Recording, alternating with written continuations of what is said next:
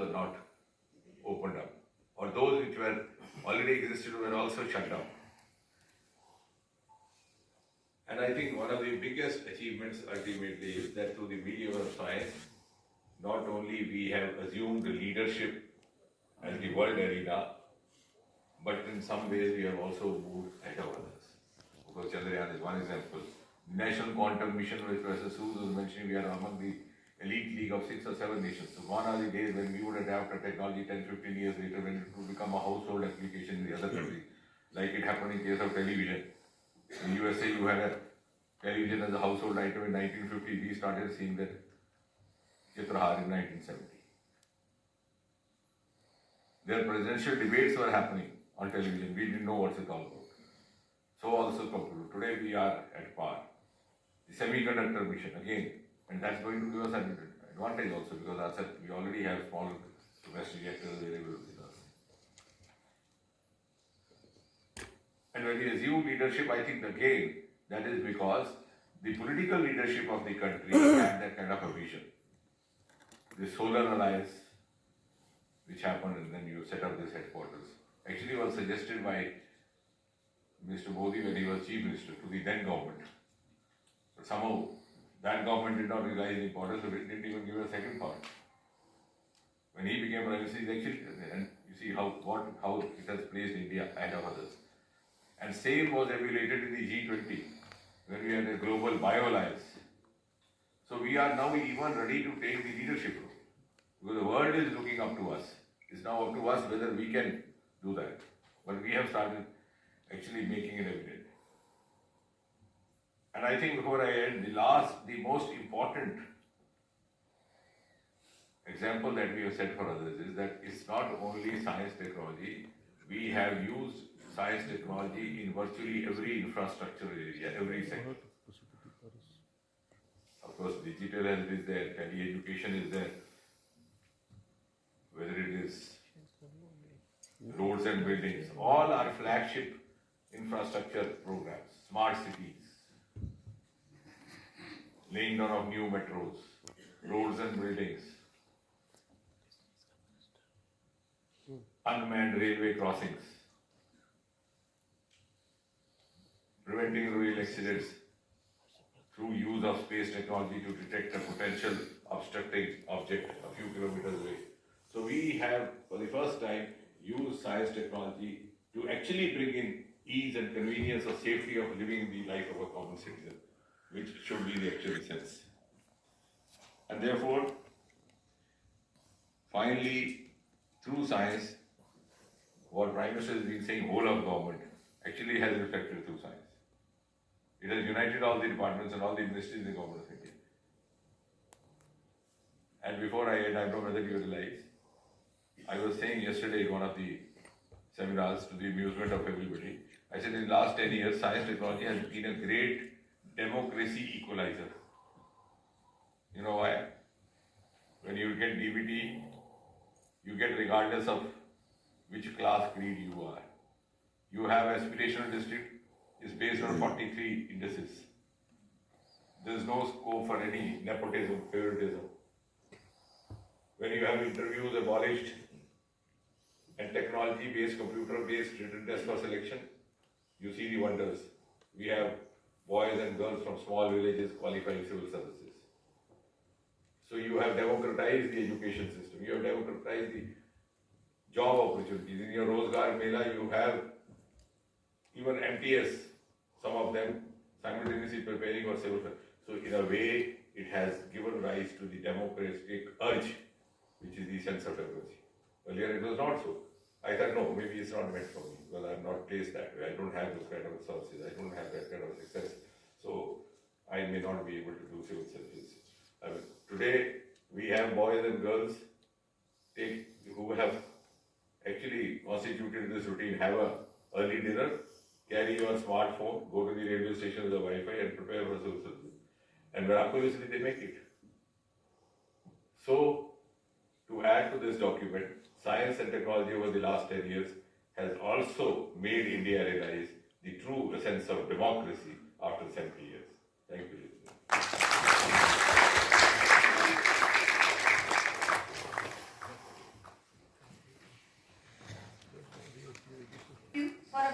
inspiring address, sir.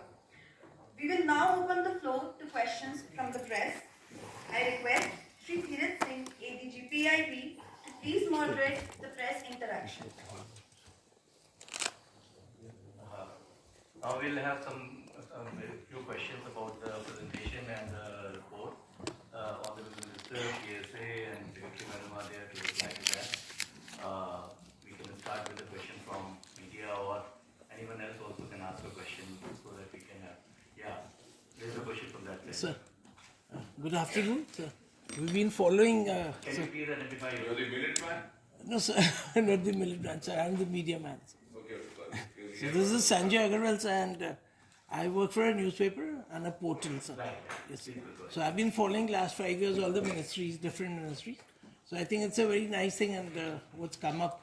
We just wanted to know, like, what's the, you've laid out the plan, what's happened, and what are you Sir, I would like to interrupt. Can you please use your microphone? Yeah, sorry. Thank you. Yeah, sorry. So just wanted to know, sir, what is the coming up challenge in the next 5 years?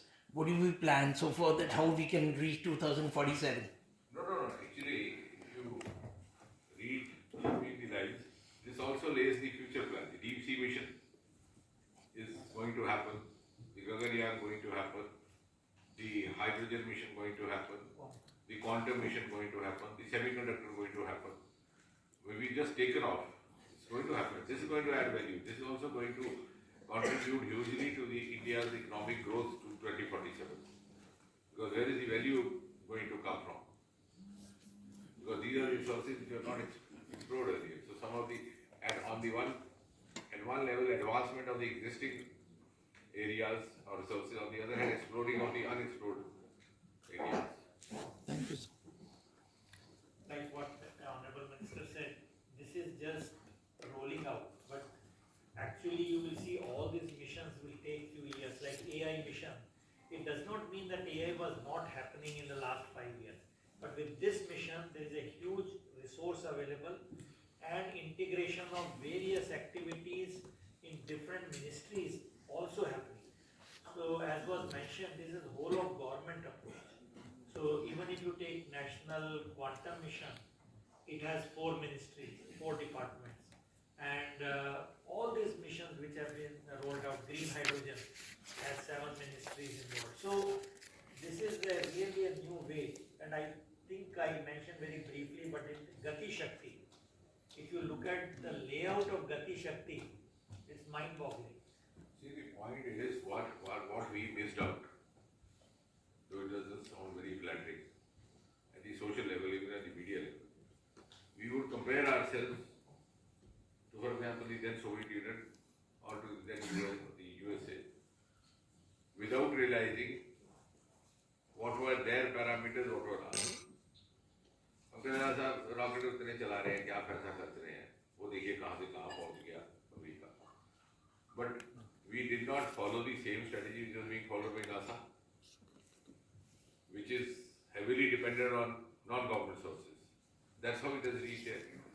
That realization and that initiation has happened for the first time. Our National Research Foundation, the PSA was mentioning, is going to have about 60 to 70% resource from the non-government. So now we are following the same strategies which the more advanced countries are following. So if we have to meet the global challenges and make a global mark, we have to follow global strategies. We have to beat in their game through their methods, which we were not doing. गाय वाला सुबह सैर करते करते कह दिया जैसा ये क्या कर रहे हैं, कुछ नहीं कर रहे, वो तो वहाँ पहुँच गया. तो वो कैसे पहुँचा? इधर से आप उसको पैसा नहीं लगने देते. You are skeptic about private sector.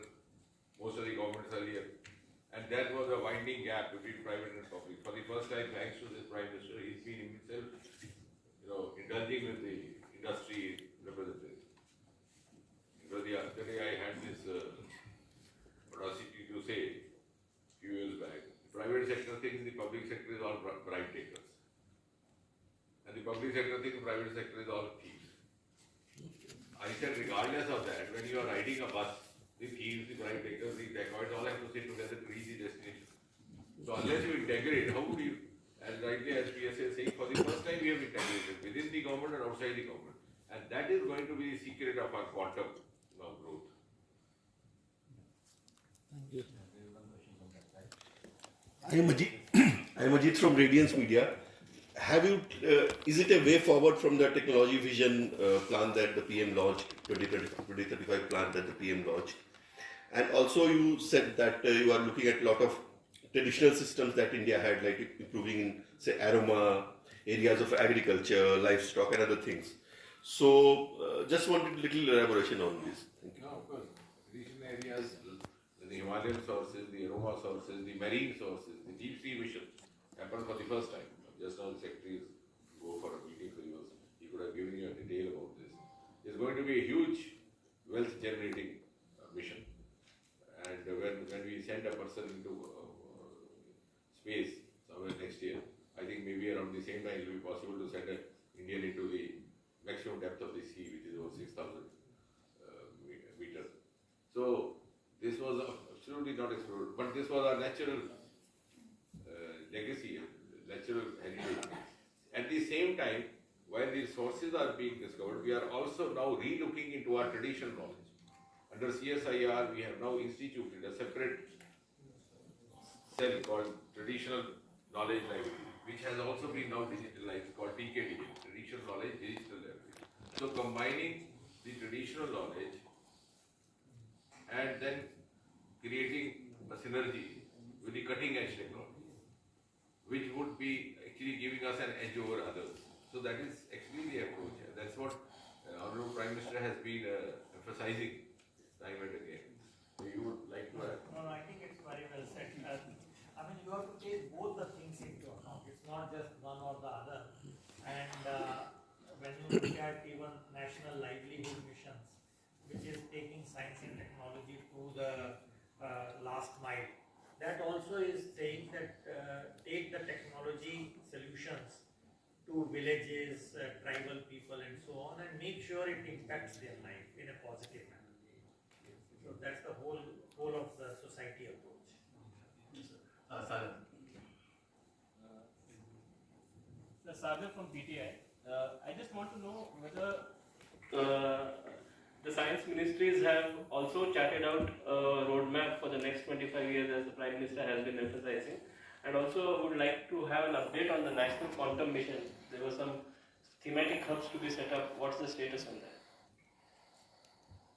Quantum hub I can tell, but others. No, I think Mission 2047 is part of the government's mission, so it's not that science technology can't be left out. So we already have a vision document. The presentation of that was also made the other day by the DST Secretary, Professor Abhay. So it's already there in place, and it would be an extension of what has been spelled out by Professor Sood. Though it's not easy to visualize how it would be in 2047. Because not only the pace, not only is dynamically, continuously evolving, the pace of evolution has also increased, and is increasing every day. What do you think would happen next morning happens in the midnight? But of course, the document is there, and it has to be dynamically revisited as far as science technology is concerned. No, I just add that Quantum Mission has been launched, and the call for proposal is already out. And the first interaction with the stakeholders was held a few days back.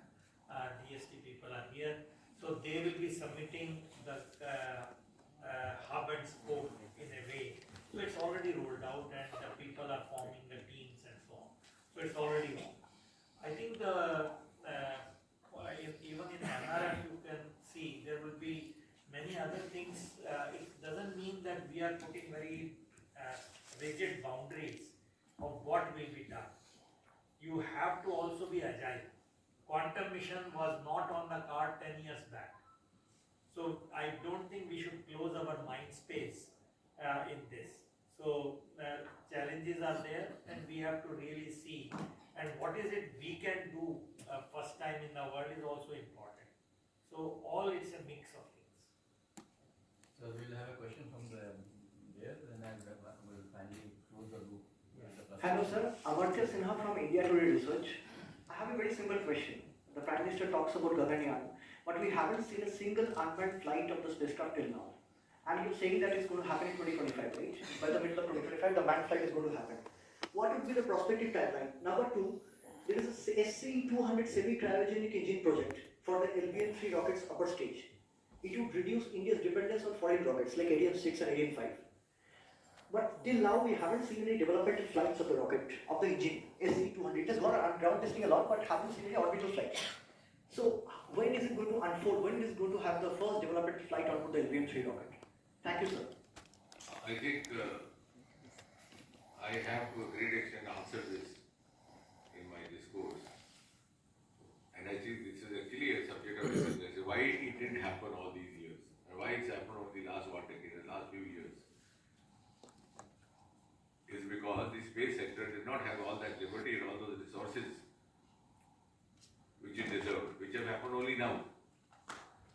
So now, as I said, in just about 8 months, we had a private investment of more than 1,000 crore. We were having just 1 or 2 space startups. In just 3 years, we've gone up to around 200. So all this quantum leap forward has started happening only now. So that is your observation is right. We had all the talent, we had all the potential, but we were actually starving ourselves of the resources. As that milieu has happened now. Our first private startup, the first group which launched the rocket, the Sky private rocket, they were the first to launch a private rocket only about, I think, 1.5 years, 1 year back. Today, they are the first in India to start manufacturing private rockets. They set up a unit in Hyderabad. So see, how much of talent just waiting to happen. So now we have started moving in that direction. Now it will happen. And of course, Gaganyaan 2025, because this year we are going to have more of the test flights. And then before the actual final flight, it will be a robo flight by a female robo. She will perform all the tasks which will be actually performed by the real human being. And then bringing the person back safely is equally important.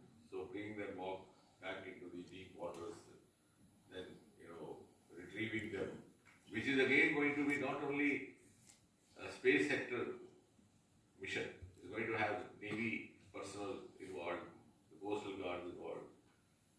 What's going to actually we had planned it earlier, but because the COVID whole thing got stuck up. These 4 Air Force officers, Group Captain Nair and the other 3 wing commanders, actually had to come back from Russia midway. The training was going on at the Gregory Institute when the lockdown happened. So that has actually caused the delay. Now we have the last question. Sir, there's no question. I just wanted to add, sir, in the report we need to have the PM added. He took the deep water mission, Dwarka, he went under the ocean. When he was, he needs to be added in this report, sir. Well, No, this is not the report which will stand the test of time. I mean, at a given time, we wrote it and it was you're right, but yes, that point is taken for the next week. At his age to go for that, Yeah, It's a scientific feat actually. it is. yeah. They should do the function of what he meant. Thank you very much for the enlightening discussion. I would like to reiterate that for those interested in obtaining the digital copy of the report, print it in